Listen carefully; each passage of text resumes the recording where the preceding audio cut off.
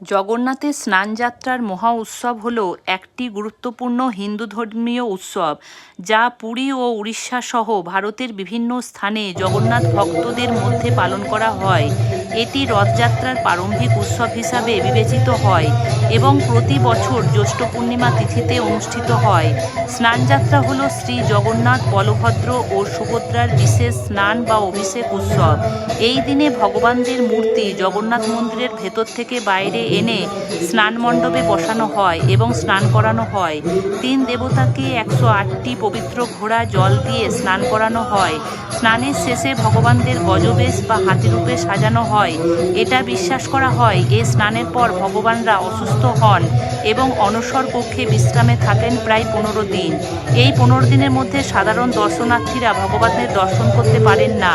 স্নানযাত্রা শুধুমাত্র একটা আচার নয়, এটি ভক্তি। ভক্তরা বিশ্বাস করেন এই স্নান উৎসবের অংশগ্রহণ করলে পাপ ক্ষয়